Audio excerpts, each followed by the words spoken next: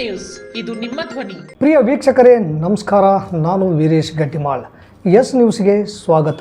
ಇಂದಿನ ಮುಖ್ಯಾಂಶಗಳು. ವಕೀಲರ ಮೇಲೆ ಹಲ್ಲೆ ಖಂಡಿಸಿ ಕಾರ್ಯಕಲಾಪ ಬಹಿಷ್ಕರಿಸಿ ಪ್ರತಿಭಟಿಸಿದ ವಕೀಲರು. ಜನಾಕ್ರೋಶ ಹೋರಾಟಕ್ಕೆ ಹೆಚ್ಚಿನ ಸಂಖ್ಯೆಯಲ್ಲಿ ಜನರು ಪಾಲ್ಗೊಳ್ಳುವಂತೆ ಕೆ ಕರಿಯಪ್ಪ ಮನವಿ. ದಾವಣಗೆರೆಯಲ್ಲಿ ಏಪ್ರಿಲ್ 26ಕ್ಕೆ ಬೃಹತ್ ಮಟ್ಟದ ಸಂವಿಧಾನ ಸಂರಕ್ಷಕರ ಸಮಾವೇಶ ಯಶಸ್ವಿಗೆ ಕರೆ. ಭಗವದ್ಗೀತೆ, ಬೈಬಲ್, ಕುರಾನ್ ಪ್ರಪಂಚದ ಶ್ರೇಷ್ಠ ಗ್ರಂಥಗಳು. ಶಾಸಕ ಹಂಪನಗೌಡ ಬಾದರ್ಲಿ. ತಾಲೂಕು ಕನ್ನಡ ಸಾಹಿತ್ಯ ಪರಿಷತ್ತಿಗೆ ನೂತನ ಅಧ್ಯಕ್ಷರನ್ನು ನೇಮಿಸಲು ಒಪ್ಪಿಗೆ ಸೂಚಿಸಿದ ಪಂಪಯ್ಯ ಸ್ವಾಮಿ ಸಾಲಿಮಠ್. ವಾರ್ತೆಗಳ ವಿವರ. ಭಾರತೀಯ ವಕೀಲ ಪರಿಷತ್ತಿನ ಸಹ ಅಧ್ಯಕ್ಷರು, ಕರ್ನಾಟಕ ರಾಜ್ಯ ವಕೀಲರ ಪರಿಷತ್ತಿನ ಮಾಜಿ ಅಧ್ಯಕ್ಷರು, ಹಾಲಿ ಸದಸ್ಯರು ಹಾಗೂ ಹಿರಿಯ ವಕೀಲರಾದ ವೈ.ಆರ್. ಸದಾಶಿವರೆಡ್ಡಿಯವರ ಕಚೇರಿಗೆ ನುಗ್ಗಿ ಸದಾಶಿವರೆಡ್ಡಿಯವರ ಮೇಲೆ ಮಾರಣಾಂತಿಕ ಹಲ್ಲೆ ನಡೆಸಿದ ಘಟನೆ ಏಪ್ರಿಲ್ 16ರ ಬೆಳಗ್ಗೆ 8:30ಕ್ಕೆ ನಡೆದಿದೆ. ದುಷ್ಕರ್ಮಿಗಳ ವಿರುದ್ಧ ಸೂಕ್ತ ಕಾನೂನು ಕ್ರಮ ವಹಿಸುವಂತೆ ಒತ್ತಾಯಿಸಿ ತಾಲೂಕು ನ್ಯಾಯವಾದಿಗಳ ಸಂಘದಿಂದ ಉಪ ತಹಶೀಲ್ದಾರ್ ಚಂದ್ರಶೇಖರ್ ಅವರ ಮೂಲಕ ರಾಜ್ಯಪಾಲರಿಗೆ ಮನವಿ ಸಲ್ಲಿಸಿದರು. ಈ ವಿಷಯದ ಕುರಿತು ಏಪ್ರಿಲ್ 17ರಂದು ಎಸ್ ನ್ಯೂಸ್ ಸಮಗ್ರವಾಗಿ ವರದಿ ಮಾಡಿತ್ತು. ನಂತರ ವಕೀಲರಾದ ನಿರುಪದಪ್ಪ ಗುಡಿಹಾಳ್ ಮಾತನಾಡಿ, ವೈ.ಆರ್. ಸದಾಶಿವರೆಡ್ಡಿಯವರ ಕಚೇರಿಗೆ ನುಗ್ಗಿದ್ದ ದುಷ್ಕರ್ಮಿಗಳು ಏಕಾಏಕಿ ಅವರ ಮೇಲೆ ಎರಗಿ ಮಾರಣಾಂತಿಕ ಹಲ್ಲೆ ನಡೆಸಿರುವುದು ಅತ್ಯಂತ ಖಂಡನೀಯವಾದ ಘಟನೆಯಾಗಿದೆ. ಈಗಾಗಲೇ ವಕೀಲರ ರಕ್ಷಣೆಗಾಗಿ ಕಾಯ್ದೆ ಜಾರಿಯಾಗಿದ್ದರೂ ಕೂಡ ದುಷ್ಕರ್ಮಿಗಳು ಯಾವುದೇ ರೀತಿಯ ಕಾನೂನಿನ ಭಯ ಇಲ್ಲದೆ ಹಿರಿಯ ವಕೀಲರ ಕಚೇರಿಗೆ ನುಗ್ಗಿ ಮಾರಣಾಂತಿಕ ಹಲ್ಲೆ ಮಾಡಿರುವ ಕೃತ್ಯ ಅತ್ಯಂತ ಹೇಡಿತನದ ಪರಮಾವಧಿಯಾಗಿದೆ.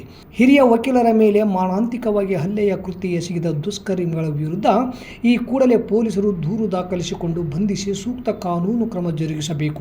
ವಕೀಲರ ಪ್ರತಿನಿಧಿಯಾಗಿ ಭಾರತದ ವಕೀಲರ ಪರಿಷತ್ತಿನ ಸದಸ್ಯರ ಮೇಲೆ ಮಾರಣಾಂತಿಕವಾಗಿ ಹಲ್ಲೆಯಾಗಿರುವುದು ಅತ್ಯಂತ ಆತಂಕದ ಘಟನೆ.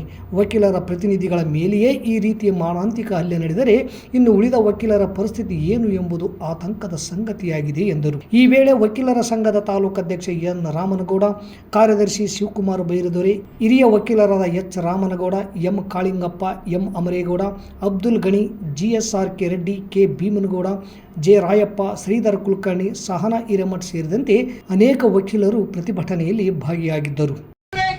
ಏಕಾಏಕಿ ಆಫೀಸಿಗೆ ನುಗ್ಗಿ ಹಲ್ಲೆ ಮಾಡುವುದರ ಮೂಲಕ ಕೇವಲ ಸದಾಶಿವರೆಡ್ಡಿಗೆ ಅವಮಾನ ಆಗಿಲ್ಲ, ಈ ಇಡೀ ವಕೀಲರ ಸಂಕುಲಕ್ಕೆ ಅವಮಾನ ಆಗಿದೆ. ಇಡೀ ಕರ್ನಾಟಕಕ್ಕೆಲ್ಲ, ಇಡೀ ಭಾರತ ದೇಶದ ವಕೀಲ ಪರಿಸ್ಥಿತಿಗೆ ಅವಮಾನ ಆಗಿದೆ. ನಾವು ಎಚ್ಚೆತ್ತುಕೊಳ್ಬೇಕಾಗಿದೆ. ಇದು ಕೇವಲ ನೆಪ ಮಾತ್ರ ಒಂದು ವಿಚಾರ ಅಲ್ಲ. ಎಲ್ಲಾ ವಕೀಲರಿಗೆ ತೆಟ್ಟು ಕೊಡಕಂತಾರ ಪ್ರತಿನಿತ್ಯಲು. ಎಲ್ಲಾ ವಕೀಲರಿಗೆ ಇಲ್ಲ, ಸಣ್ಣ ಪುಟ್ಟ ವಕೀಲರಿಗೆ ಮಾಡಿರ್ತಾರ, ನಾವು ಸುಮ್ಮನೆ ಕೂತು ಬಿಡ್ತೀವಿ. ಆದ್ರೆ ಹಿರಿಯ ವಕೀಲರಿಗೆ ಆಗಿರ್ತಕ್ಕಂಥ ಘಾಸಿ ನೋಡಿದ್ರೆ ಮುಂದಿನ ದಿನಮಾನಗಳಲ್ಲಿ ಅಪಾಯ ಕಟ್ಟಿಟ್ಟ ಬುತ್ತಿ. ಎಚ್ಚರ ಇರಬೇಕು. ಉಗ್ರ ಹೋರಾಟ ಕೇವಲ ಬಾಯಿಂದ ಆಗೋದು, ಪತ್ರಿಕೆಯಲ್ಲಿ ಆಗಬಾರದು, ಮನವಿ ಪತ್ರದಲ್ಲಿ ಆಗಿರ್ಬೋದು, ರಣರಂಗಕ್ಕೆ ಇಳಿಬೇಕಾಗ್ತದ. ಎಲ್ಲ ರಸ್ತೆಗಳನ್ನು ಬಂದ್ ಮಾಡ್ಬೇಕಾಗ್ತೈತೆ.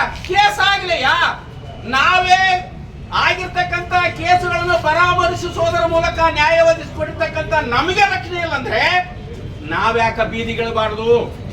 ಬೀದಿಗೆ ಇಳಿಯುವುದರ ಮೂಲಕ ಹೋರಾಟ ಮಾಡಬೇಕಾಗಿದೆ. ಬೀದಿಗಿಳಿದಾಗ ಮಾತ್ರ ಗೊತ್ತಾಗ್ತದ. ನಮಗೆಲ್ಲ ಕಟ್ಟಳೆಗಳಿದಾವೆ. ಏನು ಕಟ್ಟಳೆಗಳು?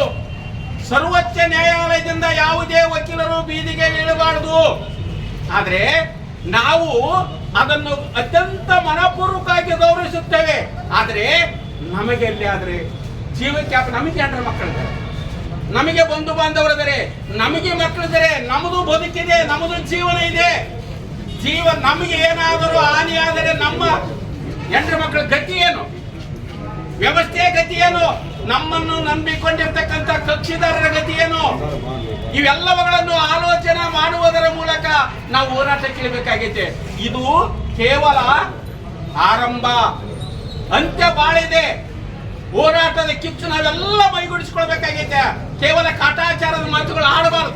ಬಿಜೆಪಿ ಪಕ್ಷವು ಭ್ರಷ್ಟ ರಾಜ್ಯ ಸರ್ಕಾರದ ದುರಾಡಳಿತದ ವಿರುದ್ಧ ರಾಜ್ಯದಾದ್ಯಂತ ಜನಾಕ್ರೋಶ ಹೋರಾಟವನ್ನು ಹಮ್ಮಿಕೊಂಡಿದ್ದು ಏಪ್ರಿಲ್ 23ರಂದು ರಾಯಚೂರು ಜಿಲ್ಲೆಗೆ ಆಗಮಿಸಲಿದ್ದು ತಾಲೂಕಿನಿಂದ ಹೆಚ್ಚಿನ ಸಂಖ್ಯೆಯಲ್ಲಿ ಜನರು ಪಾಲ್ಗೊಳ್ಳಬೇಕೆಂದು ಬಿಜೆಪಿ ಮುಖಂಡ ಕೆ ಕರಿಯಪ್ಪ ಮನವಿ ಮಾಡಿದರು. ಈ ಕುರಿತು ಬಿಜೆಪಿ ಪಕ್ಷದ ವತಿಯಿಂದ ಕರೆದ ಸುದ್ದಿಗೋಷ್ಠಿಯಲ್ಲಿ ಮಾತನಾಡಿದ ಅವರು, ಕಳೆದ 2 ವರ್ಷಗಳಿಂದ ರಾಜ್ಯದಲ್ಲಿ ಹಾಗೂ ಜಿಲ್ಲೆಯಲ್ಲಿ ಸಂಪೂರ್ಣ ಅಭಿವೃದ್ಧಿ ಕುಂಠಿತಗೊಂಡಿದ್ದು, ರಾಜ್ಯ ಸರ್ಕಾರವು ಸಂಪೂರ್ಣ ಭ್ರಷ್ಟಾಚಾರದಲ್ಲಿ ಮುಳುಗಿದ್ದು ಜನರನ್ನು ಬೇರೆಡೆಗೆ ಸೆಳೆಯಲು ವಿವಿಧ ರೀತಿಯಲ್ಲಿ ದ್ವಂದ್ವ ನೀತಿಗಳನ್ನು ಅನುಸರಿಸುತ್ತಿದೆ.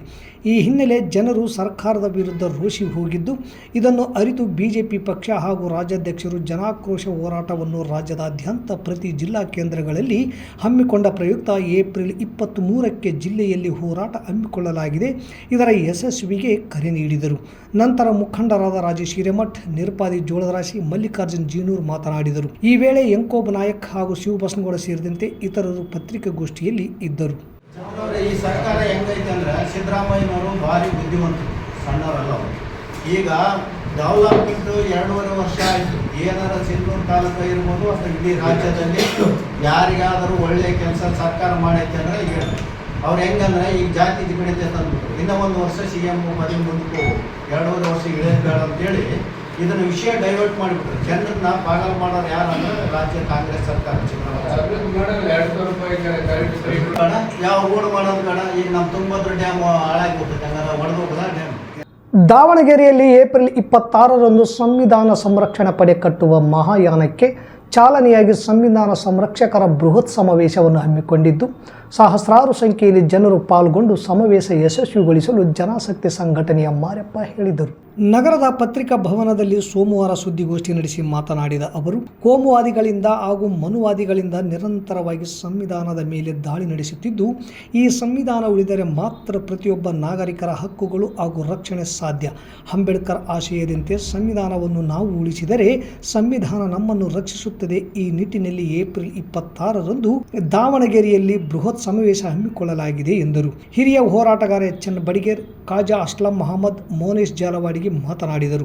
ಈ ವೇಳೆ ಜಮಾತೆ ಇಸ್ಲಾಮಿ ಹಿಂದ್ ತಾಲೂಕು ಅಧ್ಯಕ್ಷ ವಿಷಯನ್ ಸಾಬ್, ಶರಣಬಸವ, ಶಿವಪುತ್ರಪ್ಪ, ಬಸವರಾಜ್ ಬಾದರ್ಲಿ ಸೇರಿದಂತೆ ಅನೇಕರಿದ್ದರು. ಇವತ್ತು ಈ ಒಂದು ಸನ್ನಿವೇಶದಲ್ಲಿ ನಮಗೆಲ್ಲ ಗೊತ್ತಿದೆ ಏನಪ್ಪ ಅಂದ್ರೆ ದೇಶ ಎಂಥ ಸ್ಥಿತಿಗೆ ಹೋಗ್ತಾ ಇದೆ ಅಂತಕ್ಕಂಥದ್ದೆಲ್ಲ ಇವತ್ತು ಎಲ್ಲರಿಗೂ ಗೊತ್ತಿದೆ. ಹಾಗಾಗಿ ಇದು ನಾವು ಸಂದರ್ಭವೇನಪ್ಪ ಅಂದ್ರೆ ಇವತ್ತು ಏನು ಡಾಕ್ಟರ್ B.R. ಅಂಬೇಡ್ಕರ್ ಅವರು ಕನಸು ಕಂಡಿದ್ರು, ಆ ಕನಸನ್ನು ಇವತ್ತು ನನಸಾಗ್ತಾ ಇದೆ. ಇವತ್ತು ಬೇರೆ ಕಡೆ ಹೋಗ್ತದೆ.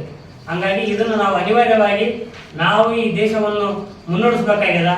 ಇದು ಬರ್ತಾ ಏನಪ್ಪ ಅಂದರೆ ಇದು ಒಂದು ಫ್ಯಾಸಿಸ್ಟ್ ಶಕ್ತಿಗಳ ಹಿಡಿತಕ್ಕೆ ಹೋಗ್ತಾ ಇದೆ. ಹಾಗಾಗಿ ಇದು ನಾವು ಅನಿವಾರ್ಯವಾಗಿ ನಾವು ಉಳಿಸ್ಕೊಳ್ಬೇಕಾಗಿದೆ. Doctor B.R. ಅಂಬೇಡ್ಕರ್ ಅವರು ಮಾತಾಡಿದ್ರು, ನಾನೇನು ರಾಜ್ಯಾಂಗ ಬರೆದಿನಿ ಅದನ್ನು ಉಳಿಸ್ಕೊಳ್ಳೋ ಜವಾಬ್ದಾರಿ ನಿಮ್ಮೇಲಿದೆ ಅಂತಕ್ಕಂಥದ್ದು ಇದೆ. ಹಾಗಾಗಿ ನಾವು ಈ ಒಂದು ಹಲವಾರು ಚಿಂತಕರು ಸೇರಿ ಇವತ್ತು ಈ ಸಮಾವೇಶ ಅಂದ್ಕೊಂಡಿದ್ದೀವಿ. ಹಾಗಾಗಿ ನಾವೇನಪ್ಪ ಅಂದರೆ ಇಲ್ಲಿನ ಸಿಂಧನೂರಿನ ಮತ್ತು ಗ್ರಾಮದ ಆಗಿರ್ಬೋದು ಮತ್ತು ಸುತ್ತಮುತ್ತ ಹಳ್ಳಿಯಲ್ಲಿರ್ತಕ್ಕಂಥ ಜನ ಏನಪ್ಪ ಅಂದ್ರೆ ದಲಿತ ಸಂಘಟನೆಗಳು, ಪ್ರಗತಿಪರರು, ಮಹಿಳಾ ಸಂಘಟನೆಗಳು ಏನು ಹಲವಾರು ವಿಚಾರಗಳು ಹೊಂದಿರತಕ್ಕಂಥ ಇವತ್ತು ಸಂವಿಧಾನ ಪರವಾಗಿರ್ತಕ್ಕಂಥ ಮನಸ್ಸುಗೊಳ್ತಕ್ಕಂಥ ಜನರು ಏನಪ್ಪ ಅಂದರೆ ಅವತ್ತು ದಿವಸ ಬಂದು ನಾವು ಸಮಾವೇಶ ಯಶಸ್ವಿಗೊಳಿಸಬೇಕಂತ ಈ ಮೂಲಕ ಹಿಂದೂಗಳಿಗೆ ಭಗವದ್ಗೀತೆ, ಕ್ರಿಶ್ಚಿಯನ್ನರಿಗೆ ಬೈಬಲ್, ಅಲ್ಪಸಂಖ್ಯಾತರಿಗೆ ಕುರ್ಆನ್ ಇವು ಪ್ರಪಂಚದ ಶ್ರೇಷ್ಠ ಗ್ರಂಥಗಳು. ಈ ಗ್ರಂಥಗಳ ಆಧಾರದ ಮೇಲೆ ಪ್ರಪಂಚ ನಡೆಯುತ್ತಿದೆ ಎಂದು ಶಾಸಕ ಹಂಪನಗೌಡ ಬಾದರ್ಲಿ ಹೇಳಿದರು. ನಗರದ ಮಸ್ಜಿದ್ ಎ ಹುದಾ ಸಭಾಂಗಣದಲ್ಲಿ ಮೇ 2ರಿಂದ 4ರವರೆಗೆ 3 ದಿನಗಳ ಕಾಲ ನಡೆಯುವ ಕುರಾನ್ ಪ್ರವಚನ ಕಾರ್ಯಕ್ರಮದ ಅಂಗವಾಗಿ ನಡೆದ ಪತ್ರಿಕಾಗೋಷ್ಠಿ ಕುರಿತು ಮಾತನಾಡಿದ ಅವರು, 3 ದಿನಗಳ ಕಾಲ ನಡೆಯುವ ಕುರಾನ್ ಪ್ರವಚನದಲ್ಲಿ ನೈತಿಕ ಮೌಲ್ಯಗಳು, ಧರ್ಮ ಮತ್ತು ಮಾನವ ಸಮಾಜ ಹಾಗೂ ಜೀವನ ಉಪದೇಶದ ಕುರಿತು ಪ್ರವಚನ ನಡೆಸಲು ತಾಲೂಕು ಜಮಾತೆ ಇಸ್ಲಾಂ ಹಿಂದ್ ವತಿಯಿಂದ ಹಮ್ಮಿಕೊಂಡಿರುವುದು ಶ್ಲಾಘನೀಯ. ಸಹಸ್ರಾರು ವರ್ಷಗಳಿಂದ ನಮ್ಮ ಹಿರಿಯರು ನಡೆಸಿಕೊಂಡು ಬಂದಂಥ ಸಂಪ್ರದಾಯವನ್ನು ಮರೆಯದೆ ಪ್ರತಿಯೊಬ್ಬರೂ ನೈತಿಕ ಮೌಲ್ಯಗಳನ್ನು ಮರೆತು ಜೀವಿಸಬಾರದು. ಸಾರ್ವಜನಿಕ ಜೀವನದಲ್ಲಿ ಧರ್ಮ ಮತ್ತು ಮಾನವ ಸಂಬಂಧಗಳು ಉತ್ತಮ ರೀತಿಯಲ್ಲಿ ಇರಬೇಕು. ಅಂದಾಗ ಮಾತ್ರ ಸಂಬಂಧಗಳು ಉಳಿಯುತ್ತವೆ ಎಂದರು. ನಂತರ MLC ಬಸನಗೌಡ ಬಾದರ್ಲಿ ಮಾತನಾಡಿ, ಜಮಾತೆ ಇಸ್ಲಾಂ ಹಿಂದ್ ಸಮಾಜದ ರಕ್ಷಣೆಯಲ್ಲಿ ದೊಡ್ಡ ಪಾತ್ರ ವಹಿಸಿದೆ. ಈಗಾಗಲೇ ಈ ದೇಶದಲ್ಲಿ ಅನೇಕ ಸಮಾಜದ ಹಿರಿಯರು ತಮ್ಮ ಹೆಜ್ಜೆ ಗುರುತುಗಳನ್ನು ಬಿಟ್ಟು ಹೋಗಿದ್ದಾರೆ. ಅವರ ಹೆಜ್ಜೆ ಗುರುತುಗಳನ್ನು ಉಳಿಸಿಕೊಂಡು ಹೋಗುವ ಜವಾಬ್ದಾರಿ ನಮ್ಮೆಲ್ಲರ ಮೇಲಿದೆ. ಇಂದಿನ ಯುವ ಪೀಳಿಗೆ ಇಂತಹ ಪ್ರವಚನ ಕಾರ್ಯಕ್ರಮಗಳನ್ನು ನೋಡಿ ಹಿರಿಯರು ಹೇಳುವ ಮಾತುಗಳನ್ನು ಕೇಳಿ ಅವರು ಹೇಳುವ ಉಪದೇಶವನ್ನು ಜೀವನದಲ್ಲಿ ಅಳವಡಿಸಿಕೊಂಡು ನಡೆದಾಗ ಮಾತ್ರ ಮುಂದಿನ ಪೀಳಿಗೆಗೆ ಬುನಾದಿ ಹಾಕಿಕೊಟ್ಟಂತಾಗುತ್ತದೆ ಎಂದರು. ಶಾಸಕ ಹಂಪನಗೌಡ ಬಾದರ್ಲಿ ಹಾಗೂ MLC ಬಸನಗೌಡ ಬಾದರ್ಲಿ ಸಾರ್ವಜನಿಕ ಕುರಾನ್ ಪ್ರವಚನದ ಪೋಸ್ಟರ್ ಬಿಡುಗಡೆಗೊಳಿಸಿದರು. ಜನನಿ ಆಸ್ಪತ್ರೆ ಡಾಕ್ಟರ್ ಚನ್ನಬಸವ ಕರಪತ್ರ ಬಿಡುಗಡೆಗೊಳಿಸಿದರು. ಮಾಜಿ ಪುರಸಭೆ ಅಧ್ಯಕ್ಷ ಕೆ. ಮರಿಯಪ್ಪ ಕುರಾನ್ ಪ್ರವಚನದ ಆಹ್ವಾನ ಪತ್ರಿಕೆ ಬಿಡುಗಡೆಗೊಳಿಸಿದರು. ಜಿಲಾನಿ ಪಾಷಾ ಮಾಜಿ ನಗರಸಭೆ ಉಪಾಧ್ಯಕ್ಷ ಕುರಾನ್ ಪ್ರವಚನದ ಗೀತೆಯ ಧ್ವನಿಸುರುಳಿ ಬಿಡುಗಡೆಗೊಳಿಸಿದರು.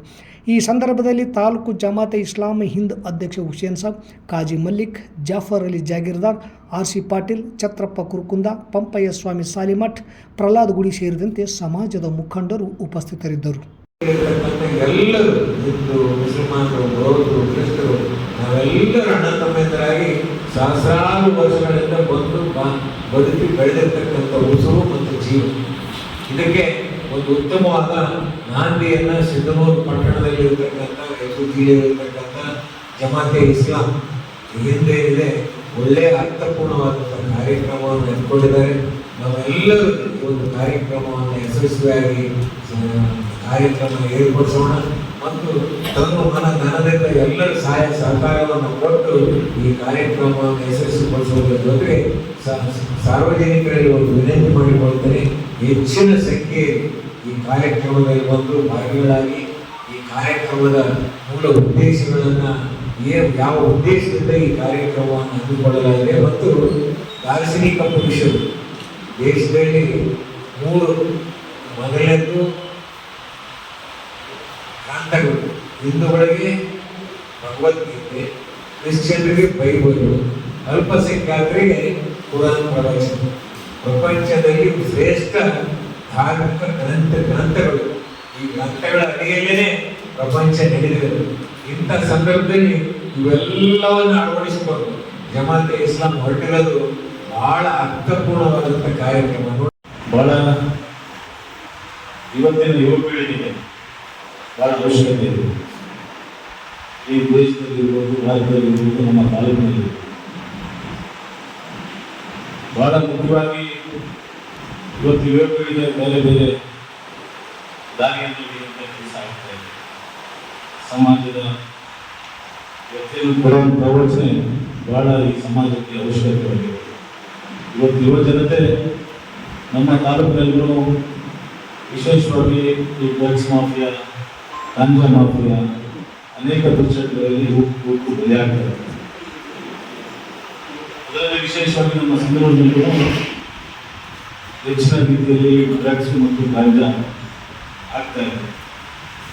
ನಾನು ಜಮಾತ್ ಇಸ್ಲಾಂದಲ್ಲಿ ಈಗಾಗಲೇ ಒಂದು ಟೀಮ್ ಮಾಡಿಕೊಂಡು ಈಗಾಗಲೇ ಪತ್ರಿಕಾಗೋಷ್ಠಿ ಮಾಡಿ ಇದನ್ನು ಅವೇರ್ನೆಸ್ ಮಾಡ್ತಾ ಇದ್ದಾರೆ. ವಿಶೇಷವಾಗಿ ನಾನು ವೈಯಕ್ತಿಕವಾಗಿ ಅವರು ಧನ್ಯವಾದ ಹೇಳಲಿಕ್ಕೆ ಬಯಸ್ತೇನೆ. ಕನ್ನಡ ಸಾಹಿತ್ಯ ಪರಿಷತ್ತಿಗೆ ಸಿಂಧನೂರು ತಾಲೂಕು ನೂತನ ಅಧ್ಯಕ್ಷರನ್ನು ನೇಮಿಸಲು ಒಪ್ಪಿಗೆ ಸೂಚಿಸಿ ಜಿಲ್ಲಾ ಅಧ್ಯಕ್ಷರಿಗೆ ಹಾಲಿ ಅಧ್ಯಕ್ಷ ಪಂಪಯ್ಯ ಸ್ವಾಮಿ ಸಾಲಿಮಠ್ ಅಂತರ್ಗಂಗಿ ಒಪ್ಪಿಗೆಯ ಪತ್ರವನ್ನು ಸಲ್ಲಿಸಿದ್ದಾರೆ. ಬಹುದಿನಗಳಿಂದ ಚರ್ಚೆಯಲ್ಲಿದ್ದ ಸಿಂಧನೂರು ತಾಲೂಕು ಅಧ್ಯಕ್ಷರ ಬದಲಾವಣೆ ವಿಷಯಕ್ಕೆ ಸಂಬಂಧಿಸಿದಂತೆ ಹಾಲಿ ಅಧ್ಯಕ್ಷರು ಒಪ್ಪಿಗೆ ಸೂಚಿಸಿ ಪತ್ರ ರವಾನಿಸಿದ್ದರಿಂದ ಈ ವಿಷಯ ಅಂತ್ಯ ಕಂಡಿದೆ ಎನ್ನಬಹುದು. ಬದಲಾವಣೆ ಸಾಧ್ಯವಿಲ್ಲ ಎನ್ನುವವರಿಗೆ ಈ ವಿಷಯ ಕೇಳಿ ನಿರಾಶೆಯೂ ಆಗಬಹುದು. ಮುಂದೆ ಅಧ್ಯಕ್ಷರ ನೇಮಕ ಯಾವಾಗ, ಯಾರು ಎನ್ನುವ ಪ್ರಶ್ನೆ ಚರ್ಚೆಗೆ ಶುರುವಾಗಿದೆ. ಜಿಲ್ಲಾ ಅಧ್ಯಕ್ಷರು ಹಾಲಿ ಅಧ್ಯಕ್ಷರ ಒಪ್ಪಿಗೆ ಪತ್ರ, ನೂತನ ಅಧ್ಯಕ್ಷರ ನೇಮಕ ಪತ್ರವನ್ನು ರಾಜ್ಯ ಅಧ್ಯಕ್ಷರಿಗೆ ಕಳುಹಿಸಿ ಅವರ ಅನುಮತಿ ಪಡೆದು ಸಿಂಧನೂರು ತಾಲೂಕು ಅಧ್ಯಕ್ಷರ ಘೋಷಣೆ ಆಗಬಹುದು. ಇಷ್ಟೆಲ್ಲ ಕೆಲಸಗಳಿಗೆ ಕನಿಷ್ಠ 15 ದಿನಗಳಾದರೂ ಬೇಕಾಗಬಹುದು ಎನ್ನುವುದು ಕನ್ನಡ ಸಾಹಿತ್ಯ ಪರಿಷತ್ ಹಿರಿಯ ಸದಸ್ಯರ ಅನಿಸಿಕೆ. ಯಾವಾಗ ನೂತನ ಅಧ್ಯಕ್ಷರ ನೇಮಕ? ಇನ್ನು ಸ್ವಲ್ಪ ದಿನ ಕಾಯಲೇಬೇಕು. ಮತ್ತೊಮ್ಮೆ ಮುಖ್ಯಾಂಶಗಳು. ವಕೀಲರ ಮೇಲೆ ಹಲ್ಲೆ ಖಂಡಿಸಿ ಕಾರ್ಯಕಲಾಪ ಬಹಿಷ್ಕರಿಸಿ ಪ್ರತಿಭಟಿಸಿದ ವಕೀಲರು. ಜನಾಕ್ರೋಶ ಹೋರಾಟಕ್ಕೆ ಹೆಚ್ಚಿನ ಸಂಖ್ಯೆಯಲ್ಲಿ ಜನರು ಪಾಲ್ಗೊಳ್ಳುವಂತೆ ಕೆ. ಕರಿಯಪ್ಪ ಮನವಿ. ದಾವಣಗೆರೆಯಲ್ಲಿ ಏಪ್ರಿಲ್ 26ಕ್ಕೆ ಬೃಹತ್ ಮಟ್ಟದ ಸಂವಿಧಾನ ಸಂರಕ್ಷಕರ ಸಮಾವೇಶ ಯಶಸ್ವಿಗೆ ಕರೆ. ಭಗವದ್ಗೀತೆ, ಬೈಬಲ್, ಕುರಾನ್ ಪ್ರಪಂಚದ ಶ್ರೇಷ್ಠ ಗ್ರಂಥಗಳು. ಶಾಸಕ ಹಂಪನಗೌಡ ಬಾದರ್ಲಿ. ತಾಲೂಕು ಕನ್ನಡ ಸಾಹಿತ್ಯ ಪರಿಷತ್ತಿಗೆ ನೂತನ ಅಧ್ಯಕ್ಷರನ್ನು ನೇಮಿಸಲು ಒಪ್ಪಿಗೆ ಸೂಚಿಸಿದ ಪಂಪಯ್ಯ ಸ್ವಾಮಿ ಸಾಲಿಮಠ್. ಇಲ್ಲಿಗೆ ವಾರ್ತಾ ಪ್ರಸಾರ ಮುಕ್ತಾಯವಾಯಿತು. ನಿರಂತರ ಸುದ್ದಿಗಾಗಿ ವೀಕ್ಷಿಸಿ ಎಸ್ ನ್ಯೂಸ್. ಇದು ನಿಮ್ಮ ಧ್ವನಿ. ನಮಸ್ಕಾರ.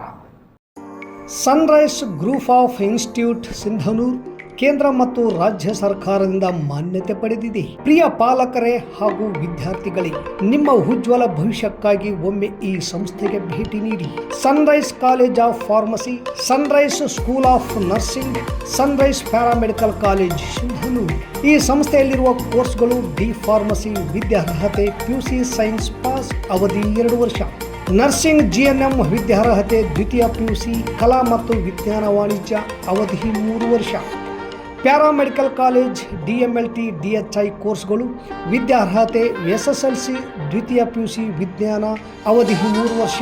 ಹಾಗೂ ಈ ಸಂಸ್ಥೆಯ ವಿಶೇಷತೆ ಏನೆಂದರೆ ಅನುಭವಿ ಉಪನ್ಯಾಸಕರಿಂದ ಬೋಧನೆ, ಪ್ರತಿ ಶನಿವಾರ ವಿಶೇಷ ತಜ್ಞ ವೈದ್ಯರಿಂದ ಉಪನ್ಯಾಸ, ಸುಸಜ್ಜಿತ ಕಟ್ಟಡ, ಸ್ಮಾರ್ಟ್ ಕ್ಲಾಸಸ್ ಹಾಗೂ ವಿಶೇಷವಾಗಿ ಎಲ್ಲ ವಿದ್ಯಾರ್ಥಿಗಳ ಸುರಕ್ಷತೆಗಾಗಿ CC ಕ್ಯಾಮೆರಾ ಅಳವಡಿಸಲಾಗಿದೆ. ಮತ್ತು ವಿದ್ಯಾರ್ಥಿಗಳಿಗೆ ಕಲಿಕಾ ಅನುಭವಕ್ಕಾಗಿ ಸಿಂಧನೂರು ಹಾಗೂ ವಿವಿಧ ನಗರದ ತಜ್ಞ ವೈದ್ಯರಿಂದ ಉಚಿತವಾಗಿ ಸುಮಾರು ಆರೋಗ್ಯ ತಪಾಸಣೆ ಶಿಬಿರದಲ್ಲಿ ವಿದ್ಯಾರ್ಥಿಗಳು ಭಾಗವಹಿಸಿ ವಿಶೇಷ ಕಲಿಕಾ ಅನುಭವವನ್ನು ಪಡೆದಿರುತ್ತಾರೆ. ಪ್ರವೇಶಕ್ಕಾಗಿ ಹಿಂದೆ ಸಂಪರ್ಕಿಸಿ. ಇರ್ಫಾನ್ K, ಅಧ್ಯಕ್ಷರು, sunrise group of D pharmacy, nursing GNM, paramedical DMLT ಹಾಗೂ DHI ಕಾಲೇಜ್ ಸಿಂಧನೂರು. ವಾಸವಿ ಕಲ್ಯಾಣ ಮಂಟಪದ ಮುಂಭಾಗ, PWD ಕ್ಯಾಂಪ್, ರಾಯಚೂರು ರಸ್ತೆ, ಸಿಂಧನೂರು. Phone number 8197143588, 8904242655, 9036731385.